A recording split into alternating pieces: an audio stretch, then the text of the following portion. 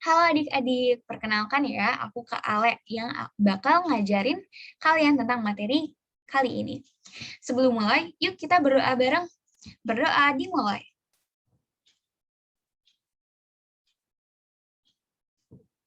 Oke, berdoa selesai. Sebelum mulai, aku mau ngajak nih adik-adik semua buat main game singkat. Jadi, kita coba ambil apapun benda yang paling dekat sama kita ya. Kalau misalnya aku nih ya, set. Nah, di sini itu ada jam waker yang aku temuin. Nah, sekarang coba adik-adik kita deskripsiin bareng nih. Benda ini tuh kayak gimana? Kalau misalnya benda yang punya aku ya, berarti benda ini, jam ini, itu dia teksturnya licin nih, karena dia terbuat dari plastik. Berarti ya ringan sih ya, nggak susah buat diangkat. Terus dia bendanya padat nih, nggak bakal aku pencet-pencet nggak berubah gitu, kuat dia. Warnanya abu-abu, nggak ada bau dan segala macamnya. Aku yakin di antara adik-adik semua pasti deskripsinya nggak ada yang persis sama. Pasti ada yang beda, mungkin beda di berat, beda di warna, dan lain-lainnya. Tapi sifat-sifat inilah yang mendefinisikan benda tersebut tuh benda apa sih? Nah, ini nih yang bakal kita pelajarin, yaitu adalah sifat dan perubahan fisika dan kimia. Materi IPA kelas 7. Sebelum mulai, kita lihat dulu ya peta konsepnya. Pertama-tama, sifat fisika dan kimia. Sifat fisika ini kebagi menjadi dua, yaitu ada sifat umum sama sifat khusus. Terus kita juga bakal belajar tentang perubahan fisika sama perubahan kimia. Bedanya apa? Nanti kita lihat ya. Sifat fisika itu adalah sifat zat yang tidak berkaitan dengan terbentuknya suatu zat baru. Jadi kalau misalnya sifat fisika, itu dia tetap itu aja, nggak ada tiba-tiba terbentuk zat baru atau segala macamnya. Nah, apa sih yang paling mendasar? Contoh dari sifat fisika yang paling dasar itu adalah wujud benda. Jadi, benda-benda itu terbagi menjadi 3 wujud ya, yaitu adanya zat padat, zat cair, sama zat gas.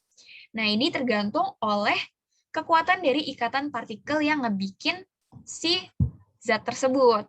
Misalnya, kalau misalnya zat padat itu ikatannya sangat kuat. Saking kuatnya, bentuk dan volume dari zat padat itu bakal tetap. Kalau misalnya zat cair, dia tuh agak lebih renggang, tapi partikel-partikelnya masih saling berikatan. Makanya bentuknya itu nggak tetap, dia akan mengikuti wadahnya. Tapi volume dari zat cair itu tetap. Sementara kalau zat gas, itu ikatan antar partikelnya sangatlah renggang. Makanya bentuk dan volumenya tidak tetap.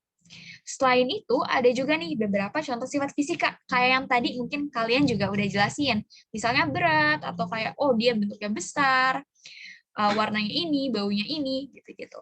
Massa itu adalah jenis sifat fisika yang menentukan berat kita. Terus volume itu seberapa besar atau seberapa banyak ruangan yang ditempati. Terus kelarutan, misalnya contohnya tuh pasir itu nggak mudah larut dalam air, tapi kalau gula tuh mudah larut dalam air. Terus warna tiap benda kan mungkin beda-beda ya, tapi mungkin ada kesamaan. Jadi perlu ngelihat sifat fisikanya yang lain nih. Bisa dari bau, tekstur, atau mungkin sifat fisika lain. Tapi yang pasti sifat fisika itu enggak berpengaruh terhadap terbentuknya zat baru. Nah, tadi kita udah tahu kalau misalnya sifat fisika kebagi jadi dua, yaitu yang umum sama yang khusus. Kalau yang khusus, kayak namanya, sifat khusus fisika ini nggak semua zat punya. Misalnya, kemagnetan. Magnet itu cuma bisa menarik benda-benda yang bersifat logam. Itu pun juga nggak semua logam dia bisa tarik. Terus, daya hantar listrik.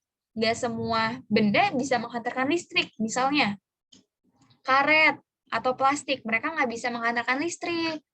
Terus, ada juga daya hantar panas. Daya hantar panas juga tidak semua benda bisa menghantarkan panas ya. Jadi, sifat-sifat ini disebut sebagai sifat khusus fisika. Yang kedua adalah sifat kimia. Kalau sifat kimia nih kata kuncinya ada di dua ini nih ya. Kemampuan dari suatu zat untuk melalui perubahan kimia. Jadi dia itu berkaitan banget sama perubahan kimia. Nanti kita bakal belajar nih perubahan kimia itu apa. Ini ada contoh-contoh sifat kimia nih, yaitu sifatnya itu beracun, atau dia korosif, atau oh zat ini mudah terbakar, atau zat ini mudah meledak. Karena nggak semua zat itu punya sifat-sifat yang sama. Bisa aja ada zat yang dia itu mudah terbakar, ada yang susah terbakarnya. macam-macam ya. Tapi perbedaan utama dari sifat fisika sama sifat kimia ada di sifat fisika itu dia nggak akan membentuk zat baru. Karena dia nggak membentuk zat baru, artinya dia nggak ada nih perubahan komposisi molekul, dan tentunya tidak akan begitu susah untuk bisa melihatnya, sifat fisika dilihat tanpa adanya reaksi. Tapi kalau sifat kimia, karena terbentuk zat baru, pasti ada nih sebuah semacam reaksi kimia dan adanya perubahan komposisi molekul. Terus sekarang kita bakal lanjut ke perubahan fisika dan perubahan kimia. Yuk, sekarang kita bahas bareng-bareng ya. Apa yang akan terjadi kalau misalnya es batu yang ditaruh di ruangan hangat nih? Oh, mungkin dia bakal mencair ya kan, mencair menjadi air. Terus apakah air ini bisa dibalikin nih jadi es batu lagi? Bisa ya, adik-adik, tinggal dimasukin ke dalam kulkas atau freezer. Nah, artinya nih dari perubahan tersebut ada perubahan wujud dari yang awalnya padat menjadi cair. Terus dari cair bisa dibalikin lagi menjadi padat. Nah, berarti kita tahu kalau misalnya dia itu ada perubahan wujud pertama. Terus kedua, dia bisa nih dibalikin lagi ke kondisi awalnya, yaitu kondisi waktu dia masih menjadi zat padat alias es batu. Itu dua hal yang kita tahu. Terus yang ketiga, apakah ada zat baru yang terbentuk dari perubahan tersebut? Enggak ya, karena air yang membeku tetap bakal menjadi air, nggak ada tiba-tiba jadi gula, nggak kan? Kecuali emang di dalamnya dikasihin paruh-paruhan gula, tapi kan enggak nih. Jadi nggak ada zat baru yang terbentuk dari perubahan wujud barusan. Nah, kalau misalnya kayak gitu, kita tahu nih ya, tadi itu adalah contoh perubahan fisika, yaitu jenis perubahan yang hanya mengubah sifat fisika dari zat tersebut. Karena tadi yang berubah itu hanyalah wujudnya, tapi nggak ada perubahan secara komposisi. Nah, ini nih ada siklus perubahan wujud. Mungkin adik-adik juga udah pada pernah nih ya melihat gambar ini, skema ini. Antara perubahan zat padat ke zat cair ke zat padat ke gas ke cair, dan lain-lainnya. Nah, tadi kan perubahan fisika nih adik-adik. Kalau perubahan kimia, itu ada 3 poin. Yang pertama, yaitu sifat fisikanya berubah-ubah nih. Dan sifat kimianya juga bakal berubah. Terus poin ketiga, yang paling penting itu ada zat baru yang terbentuk. Nah, apa aja sih perubahan kimia? Yang pertama, dia bakal muncul gas. Contohnya, tadi ya, misalnya kita bernafas nih ya, bernafas itu kita awalnya masuknya O2, tapi tiba-tiba keluar jadi gas karbon dioksida. Terus bisa juga muncul cahaya dari kembang api, karena kembang api kan ada pembakaran ya. Nah, pembakaran itu salah satu contoh dari perubahan kimia. Terus bisa juga muncul endapan, muncul bau, adanya perubahan suhu, dan perubahan warna. Pokoknya 6 ini adalah ciri-ciri perubahan kimia. Oke. Selanjutnya, apa aja sih contohnya? Contohnya ini, aku kasih 4 contoh ya adik-adik. Yang pertama itu adanya fotosintesis atau pemasakan. Kita tahu kan kalau misalnya tanaman itu dia dari air, zat hara, sama cahaya matahari, dia ngubah buat jadi gula dan oksigen. Nah, itu kan ada perubahan ya. Awalnya nggak ada gula dan nggak ada oksigen, kok tiba-tiba muncul. Nah, itu artinya ada zat baru yang terbentuk. Makanya dia termasuk sebagai perubahan kimia. Yang kedua, perkaratan. Awalnya nih besi kita taruh aja nih di luar. Terus kena hujan, terus lembab. Tiba-tiba kok ada karatnya. Nah, itu karena awalnya yang tidak ada tiba-tiba jadi ada, artinya dia juga masuk perubahan kimia. Yang ketiga, ada pembusukan atau fermentasi. Kalau pembusukan, itu hal yang kita nggak mau nih. Misalnya, apel kita gigit tapi kita taruh. Lama-lama dia bakal busuk nih.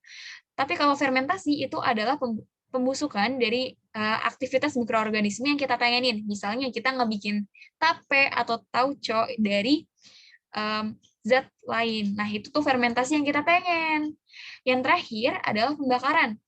Kalau pembakaran ini, itu reaksi dari zat-zat, biasanya zat-zat yang organik berikatan dengan oksigen, dia bakal terjadi pembakaran. Nah, kan pembakaran kita bakal menghasilkan api yang menghasilkan cahaya, terus juga menghasilkan asap ya yang bau. Nah, itu terjadi perubahan kimia nih, kita tahu dari situ. Jadi perbedaannya apa aja? Perbedaannya, kalau perubahan fisika itu cuma mempengaruhi sifat fisikanya doang. Tapi kalau perubahan kimia, dia mempengaruhi sifat fisika dan kimia. Terus kalau perubahan fisika, dia ada perubahan susunan zat, sementara tidak ada perubahan susunan zat, sementara kalau perubahan kimia itu ada. Dan fisika itu bakal ada zat baru dan umumnya nih, dia bakal gampang buat dikembaliin ke kondisi awal karena nggak ada zat yang terbentuk, jadi nggak begitu susah ya buat dibalikin lagi. Sementara perubahan kimia, itu dia umumnya sulit nih dikembalikan ke kondisi awal karena terbentuk zat baru. Nah, sekarang mungkin udah pada jelas nih ya adik-adik antara sifat kimia, sifat fisika, perubahan kimia, perubahan fisika. Sekarang kita latihan soal yuk. Nah, ini ada latihan soal ya untuk adik-adik. Mungkin bisa di-pause, lalu bisa dikerjakan nih adik-adik, biar lebih ngerti materinya. Nah, ini untuk soal yang selanjutnya.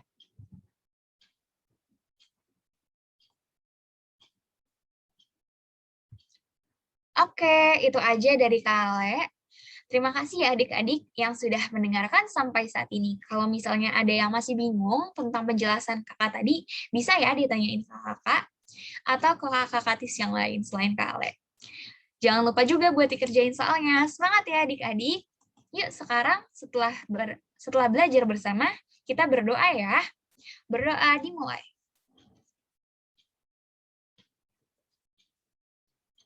Oke, berdoa selesai. Sampai ketemu lagi.